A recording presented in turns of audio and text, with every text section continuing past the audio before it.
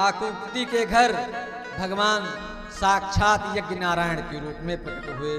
बोलिए यज्ञ नारायण भगवान की जय हो। यज्ञ नारायण भगवान का जो विवाह था वो दक्षिणा के साथ हुआ।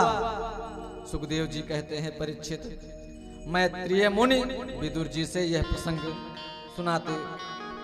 सुनाते हुए बोले, माँ देवहूति को जो 9 बेटियां हुई थी उनमें अनसुईया का विवाह अत्रि मुनि के साथ हुआ। उनके कोई संतान नहीं हुई तो अत्रि मुनि ने तप किया। तब से प्रसन्न होकर के ब्रह्मा विष्णु तथा भगवान भोलेनाथ प्रकट हुए और कहे कि आपको क्या वरदान चाहिए। ब्रह्म ब्रूयात।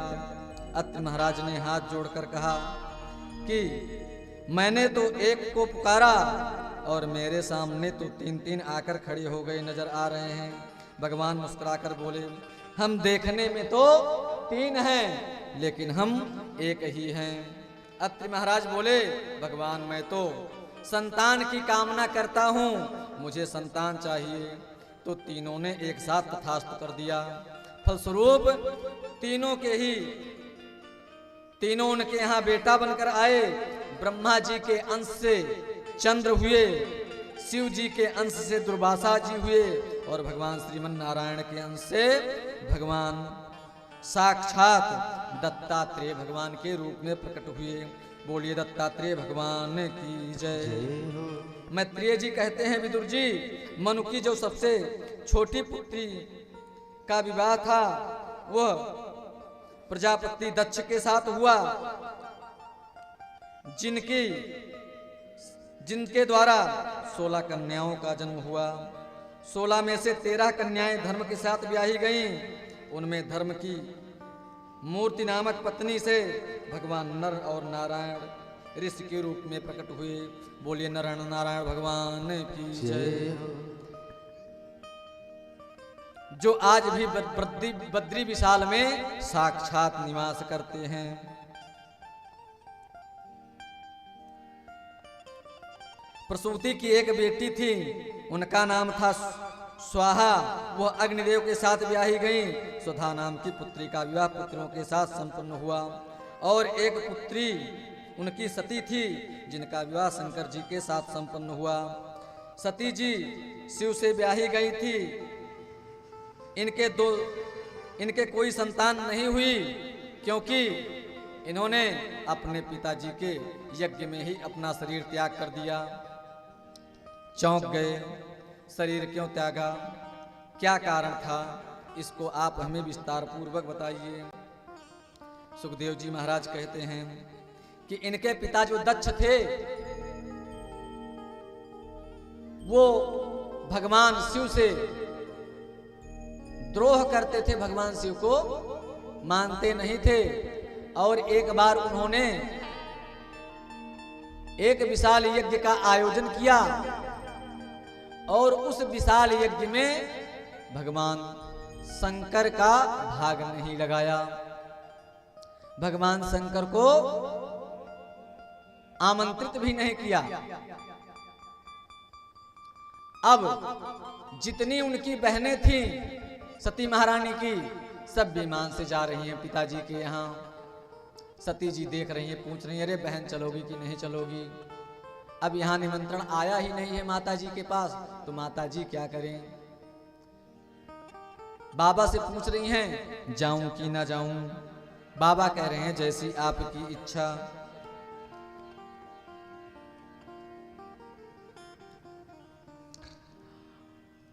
दक्ष जो था इतना दुष्ट था कि वो भगवान शंकर से बहुत द्रोह रखता था। भगवान शंकर के लिए अभद्र भाषा का प्रयोग भी करता था। आज इसीलिए भगवान शंकर वहां पर कहते हैं कि तुलसी वहां न जाइए कंचन बरसे में, देखत ही हर्षे नहीं नैनन नहीं सने। अगर कहीं पर पहुंचिए और आपको देख करके कोई प्रसन्न होने वाला नहीं है तो वहां पर कभी न जाइए। भोले बाबा ने समझाया माता जी को कि मत जाइए मत जाइए। माता जी ने कहा कि नहीं, पिताजी के यहाँ हमारे विशाल यज्ञ का आयोजन हुआ है। बाबा ने कहा नहीं, जहां पर आपका बुलावा न हो वहां पर नहीं जाना चाहिए। देखा वहां पर जो यज्ञ का स्थल बना हुआ है वहां पर भगवान शिव का भाग नहीं है। बड़ा दुख हुआ माता को कि हमारे पति का अपमान किया जा रहा है, और क्रोध में आकर के मैया ने वहीं पर उस यज्ञ में अपनी देह अग्नि को प्रकट करके स्वयं को जला दिया। और इस प्रकार से मैया वहां पर जल गई।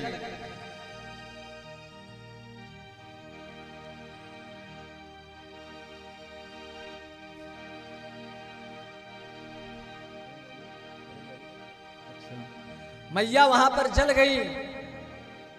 अब यह बात नंदीश्वर इत्यादि जो थे वो आकर के बाबा को बताए। बाबा ने भी क्रोध में अपने बाल के लट को पटका और वहां से वीरभद्र भगवान प्रकट हुए और वीरभद्र भगवान प्रजापति दक्ष के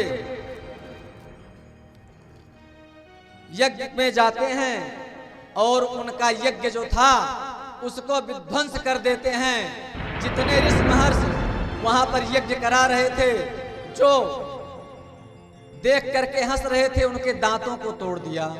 जो अपनी दाढ़ी पकड़कर हिला रहे थे उनकी दाढ़ी को नोच लिया। इस प्रकार से उनके यज्ञ को विध्वंस किया और जो दक्ष प्रजापति थे उनके सर को काट दिया। इस प्रकार से उनका